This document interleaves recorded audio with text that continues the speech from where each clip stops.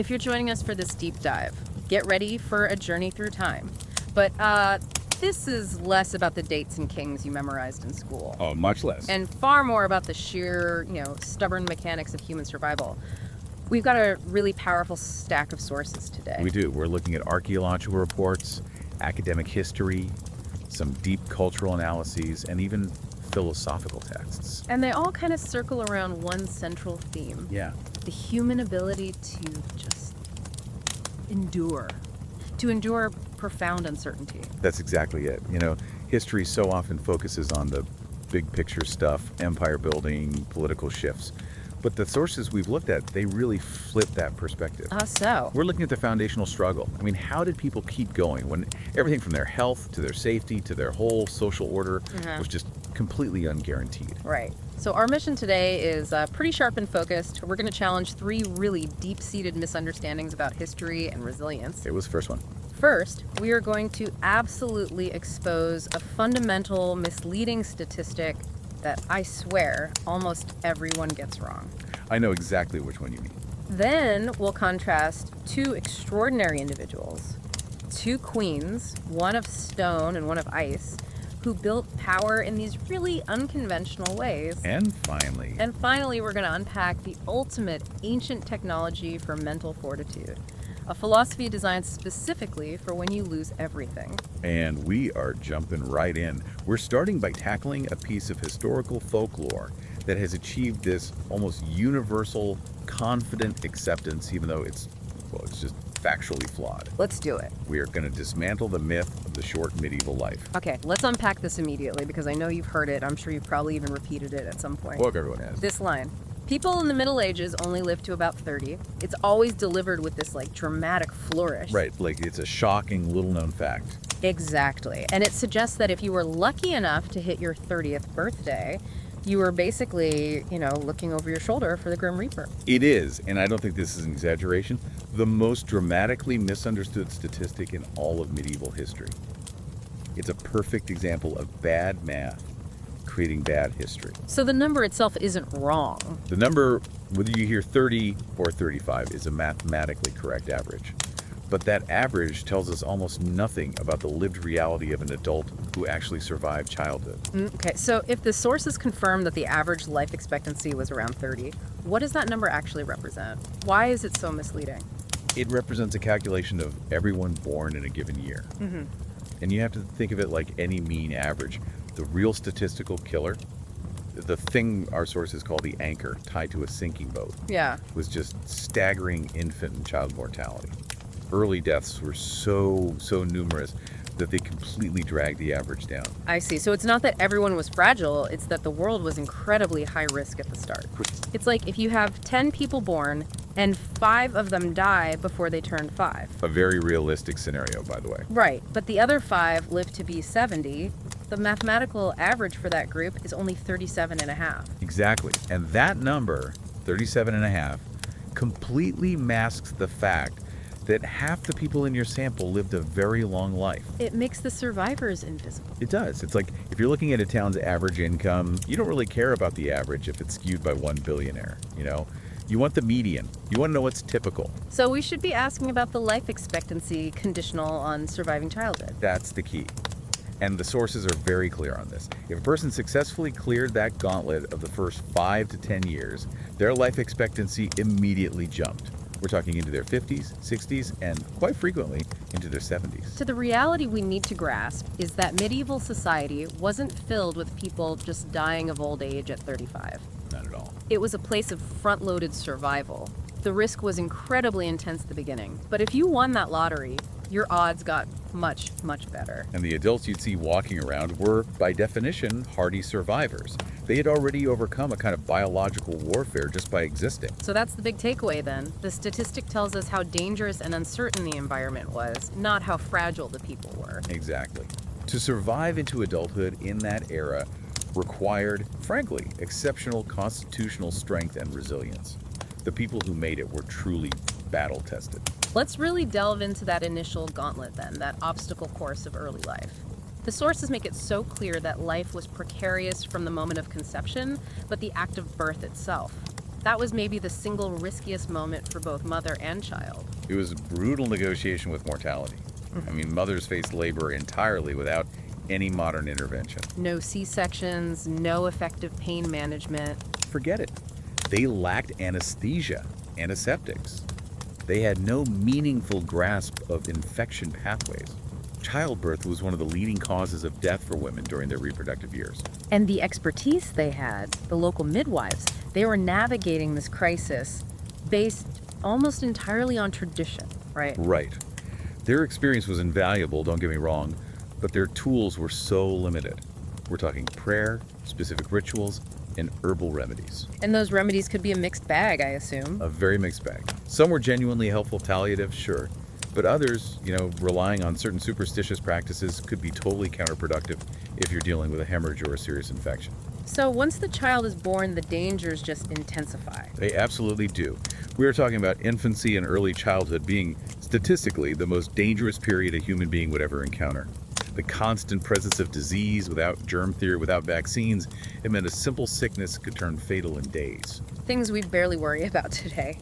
Measles, whooping cough, dysentery.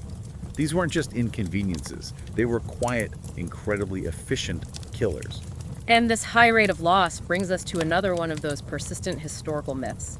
The idea that medieval parents didn't really, invest emotionally in their children because loss was just so common. The adaptation through indifference argument. Yeah, the assumption is that they had to become numb to it. And the sources, we're talking profound material here.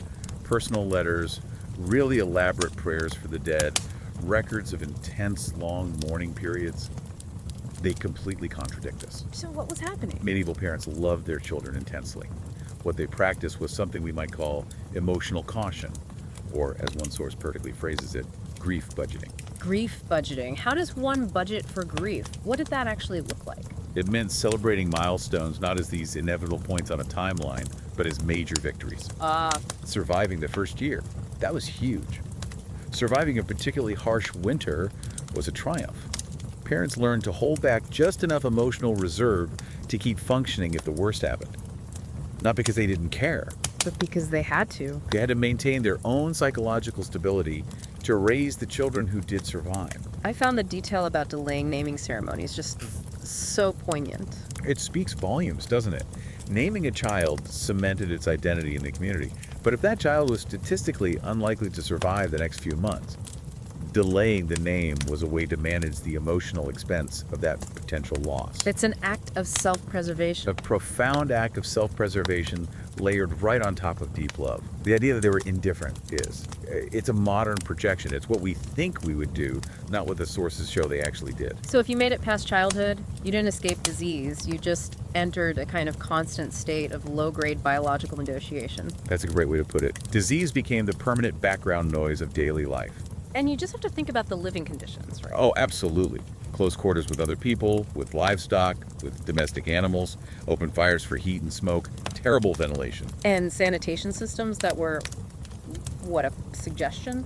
At best. At worst, they were actively recirculating disease vectors.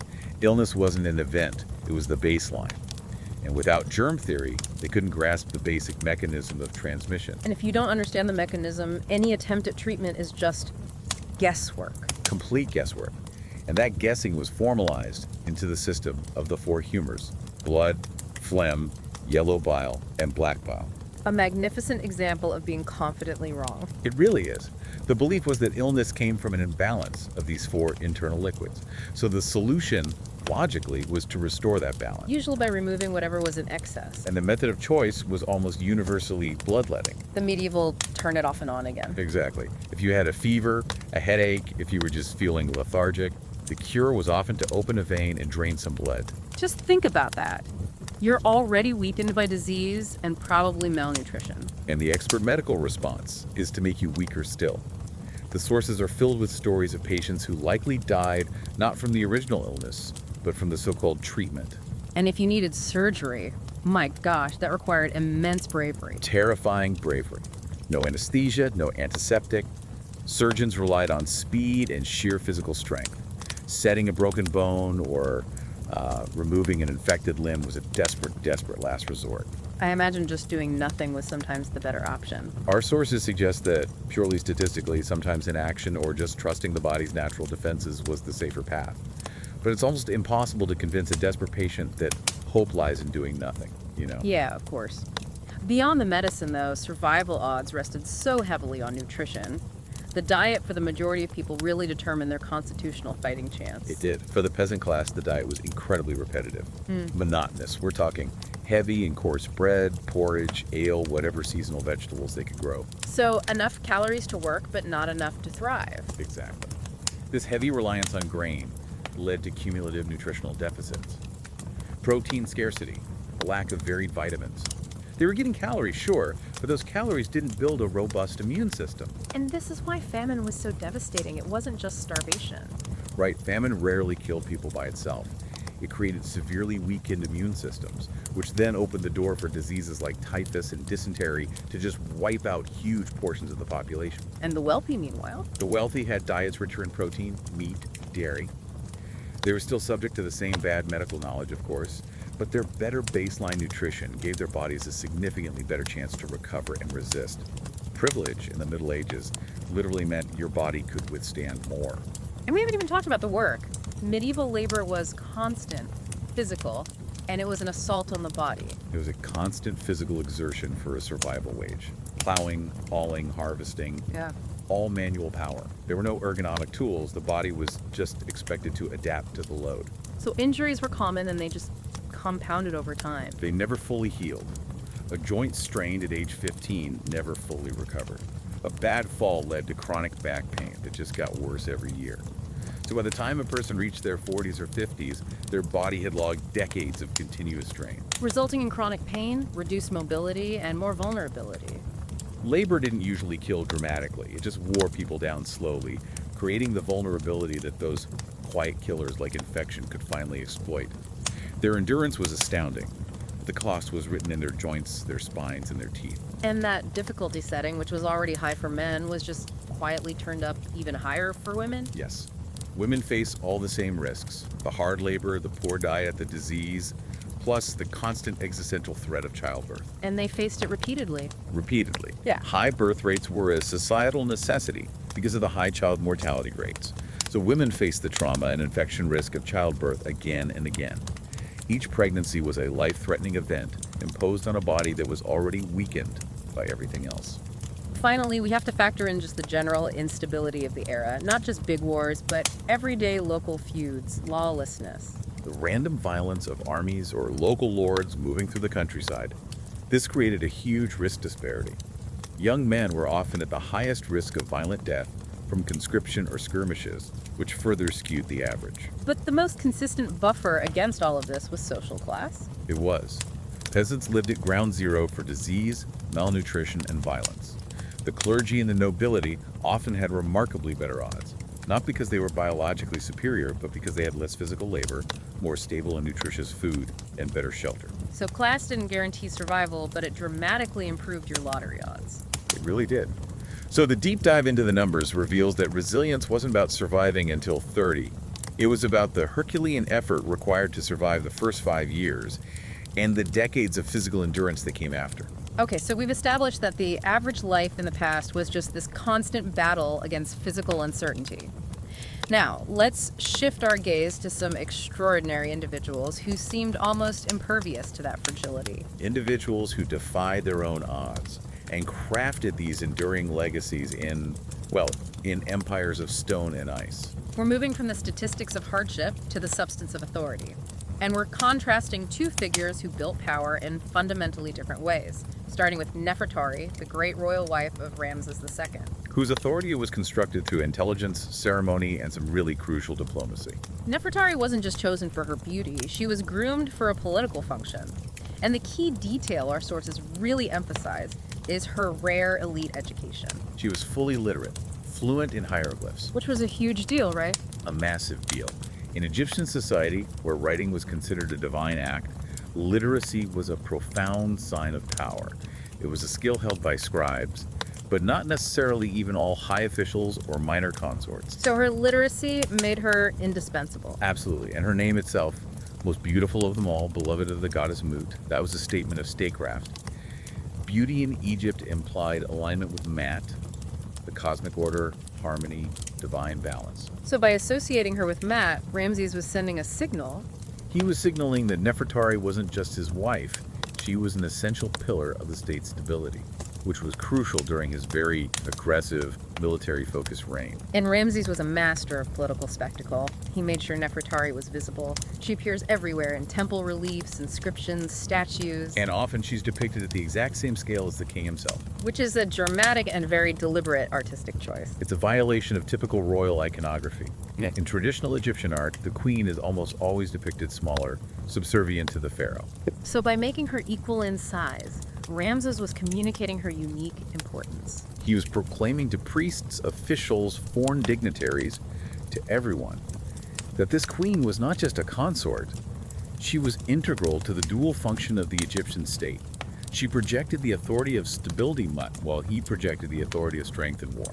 Okay, and this is where it gets really interesting about the nature of her power, her diplomatic role. Yes.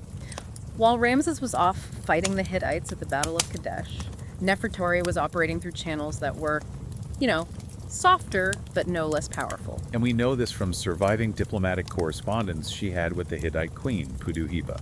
And this wasn't just friendly chit-chat. Oh, not at all. This correspondence was absolutely critical for maintaining the fragile peace that followed the world's first recorded peace treaty, which was signed after Kadesh.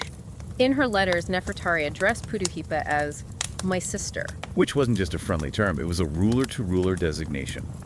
She has sent these carefully selected gifts, gold, fine linens, things of high symbolic value, to reinforce Egypt's wealth, while also signaling goodwill and trust. And her literacy must have given her a huge advantage here. A decisive one. She could understand the nuance of foreign letters without relying on potentially biased or, frankly, unskilled intermediaries. It allowed her to forge a genuine rapport.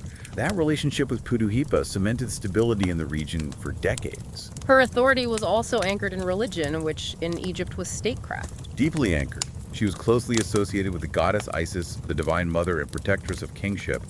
This made her untouchable politically. She even performed rituals that were usually reserved exclusively for the king. So she was a living bridge between the divine and mortal realms. That's a perfect way to put it. And it enhanced the legitimacy of the entire dynasty. And then, of course, there's her eternal legacy. Her tomb, QV66, which historians consider the most spectacular tomb ever made for an Egyptian queen. The refinement of the artwork, the texts. It's all an extraordinary testament to her status. But there's a paradox here, isn't there? A profound one. Despite all this grandeur, all this effort to secure her eternity, her mummy is missing. We have the monument, but not her physical remains. And that absence, ironically, solidified her legacy. She exists today almost entirely through art, through symbolism, through memory. She became an idea, a figure of enduring, non-aggressive authority, proving that true power can be achieved through intelligence and restraint, not just conquest. Okay, let's make a really dramatic shift now. We're leaving the Nile Valley and traveling thousands of miles and centuries east, high into the Alai Mountains. We're moving from Nefertari's sun-drenched permanence in stone to the Ice Maiden, who was preserved by permafrost. It's such a profoundly unsettling discovery. It just collapses the distance of history in a single frozen moment. The preservation of the Ice Maiden, a woman of the Pazeric culture, is just astonishing. Her skin, her hair, her clothes, they survived intact in her burial mound, her kurgan. It turns a 2,500-year-old tomb into an immediate encounter with a person. It really does. And you have to contrast this with Nefertari. She came from a culture that built cities and left written records. The Scythians built no permanent cities. They prioritized movement, ritual, memory over stone monuments. And that context is absolutely crucial to understanding her power. The Pazeric culture challenges every stereotype of ancient governance. Women in this world were not just confined to the tent. Sources show they rode, they hunted, and they held significant authority. In a nomadic world where survival depends on moving with the herds and the seasons, power follows function. If a woman showed skill or knowledge or ritual authority, her gender didn't stop her from leading. And the most immediate striking thing about the Ice Maiden is her tattoos. These elaborate, intricate designs.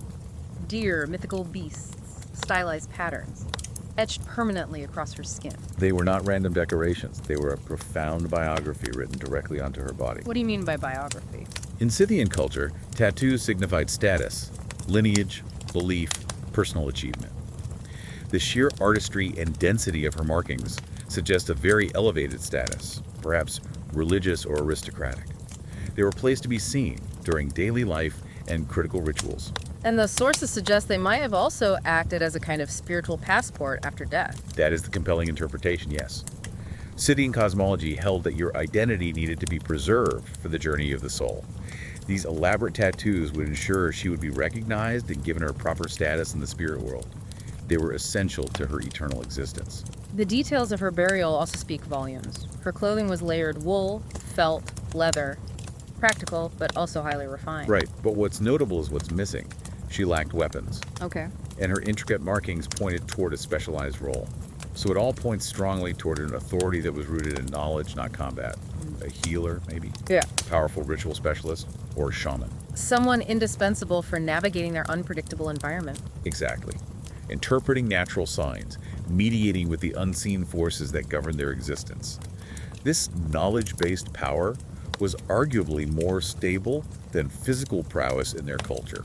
And the burial itself. It wasn't an accident she was so well preserved. Not at all. The tomb wasn't just a hole in the ground. It was deliberately designed and sealed to harness the permafrost as a guardian. So they wanted her preserved. That deliberate engineering suggests a collective agreement that her body and the power it represented mattered profoundly beyond just mourning. It signals she was perhaps too powerful, too significant, too sacred to be disturbed. Her unearthing in the modern era, though, caused a second disruption. It did. It immediately created a conflict between modern scientific inquiry, the desire to uncover knowledge, and cultural reverence. The local descendants. They viewed her as a powerful ancestor whose deliberate disturbance ruptured the balance of the land. She became the subject of this critical tension between what we study and what we respect. But her existence fundamentally corrected centuries of historical misunderstanding. Precisely. For so long, nomadic cultures were often dismissed as simple or crude because they left no permanent cities. The Ice Maiden's spectacular preservation, the textiles, the artistry, the complexity of her burial, it forced historians to completely rethink nomadic societies. And to recognize them as highly sophisticated, artistic, and capable of complex symbolic thought. Perfectly adapted to an environment Nefertari's empire could never, ever touch. So we spend a lot of time now looking at the inherent uncertainty of external life. Unpredictable death in the Middle Ages, shifting imperial power, the fragility of nomadic life. It's clear that relying on external guarantees is a recipe for constant anxiety. Absolutely. So now we pivot. We turn entirely inward to the one tool humans developed specifically for internal, reliable stability. We're talking about Stoicism. And what's so fascinating here is that this profound system didn't come from some abstract academic debate. It was forged in the fire of immediate catastrophic loss. Let's unpack that origin story. The founder, Zeno of Citium, was not a noble scholar or a philosopher king. He was a wealthy merchant. Right. His life savings, his cargo, his entire financial future, everything he owned was on a ship. And the ship was wrecked. He lost everything external that mattered in one single violent event. So when he washes ashore in Athens, financially ruined, completely adrift, he asks the most fundamental question a person can ask. Which is? If wealth, health, and reputation can just vanish without warning, what can a person actually rely on? What remains? And the answer he began to shape, the absolute core of Stoicism, was radical in its simplicity. Disciplined mind. He introduced this sharp, non-negotiable division between what is within our control and what is not. And this division, often called the dichotomy of control, it's the operating system for the entire philosophy. The controllable circle is tiny. Our judgment, our intentions, our moral character, our deliberate reactions. That's it. And everything else. Everything else, our health, whether people like us, natural disasters, whether the boat sinks, whether we get the plague, is external and beyond our control. And the central, life-altering idea follows right from that. Suffering comes not from the external event itself, but from the judgment we assign to it. Exactly. If the boat sinks, the loss of cargo is just an external event. The despair is an internal judgment that this should not have happened, or I cannot possibly recover from this. Stoicism suggested that a person who loses everything external can still live a good, ordered life if their inner landscape stays disciplined. The goal is to anchor your sense of self and value in the only thing that's truly reliable, your character. And crucially, Zeno didn't teach this idea in some secluded, walled garden. He taught it in the most public open space in Athens, the Stoa Poikile, the painted porch. And that location defined the philosophy. It was meant to be tested by real life, by noise, by insult, by commerce, by disagreement. Stoicism wasn't designed to work only in silence. It was for anyone living an exposed, unpredictable life. Merchant or slave, citizen or emperor. By teaching in public, he was rejecting the idea that philosophy was just an intellectual hobby. And insisting that it was a survival skill. So this philosophical system, it requires training. The goal wasn't emotional ecstasy or pleasure. They knew that was fleeting. It was steadiness. A mind that doesn't fracture under pressure. They understood that the mind constantly misinterprets events, and our suffering comes from the judgment that something unjust or unbearable has happened. So the focus was on retraining that habit of automatic judgment. And central to this was the concept of withholding assent. Think of it like a quality control process for your mind. A thought or an impression arrives, anger at an insult, fear of a future event, and it immediately asks for your agreement, your assent. And the Stoic training is to just pause before giving that agreement. Exactly, you just pause. Just because something feels unfair or unbearable or terrifying doesn't mean it actually is. The mental clarity that allows you to respond rationally rather than react emotionally emerges in that pause. It's the moment where you ask, is this external or is this my judgment? And if it's external, how can I use my character to deal with it? Okay, so if the mind is the training ground, what were the practical exercises?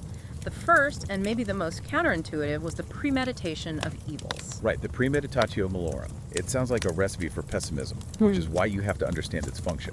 It's not about dwelling on fear. It's about reducing shock. It is. It's about realistically anticipating friction, delay, insult, misfortune.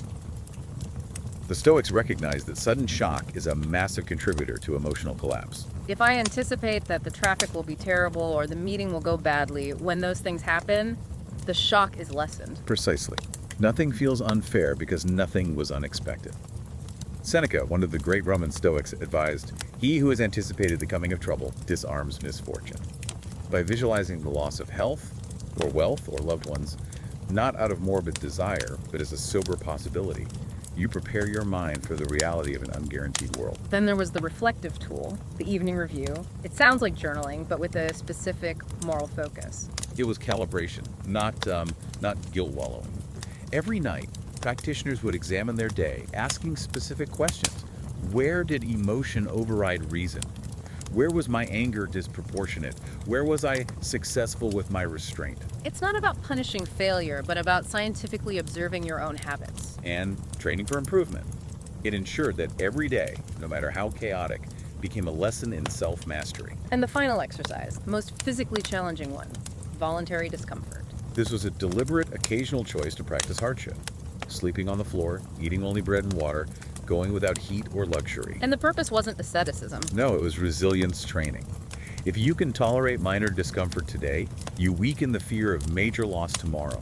You make abundance optional rather than necessary for your happiness. That makes perfect sense. If I rely on constant comfort, the moment it's interrupted, I suffer. By proving I can function without it, I reclaim my inner freedom. And this philosophy just matured so beautifully in Rome because it was essential for governing. Think of Seneca, living at the heart in the imperial court, serving under Nero. His life was perpetually at risk. For him, Stoicism wasn't Siri, it was survival training near the throne. And then you have Epictetus, who started life as a slave. Yet he taught that inner freedom had nothing to do with your legal status. He insisted that while his body was owned by another, his capacity to judge and choose his reaction was his alone. No master could revoke that. And of course, Marcus Aurelius, the philosopher emperor ruling the most powerful state on earth while privately writing his meditations. He wasn't advising others, he was reminding himself.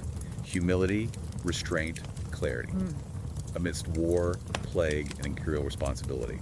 Stoicism gave Rome's elite a necessary framework for reliable judgment in a constant state of crisis. The Stoics didn't just stop at personal psychology, though. They made this massive intellectual claim about the universe itself, the concept of logos. Logos, yes. It essentially means that the universe operates according to natural, rational laws. Fate, for the Stoics, wasn't some capricious, cruel destiny. It was just natural consequence. So to live well was not to fight reality, but to understand it and align yourself with it. And this is where we get that famous metaphor of a dog tied to the cart. Right. The cart is going to move, regardless of the dog's feelings. The dog has two options. It can walk willingly alongside the cart, or it can resist and get dragged through the dirt.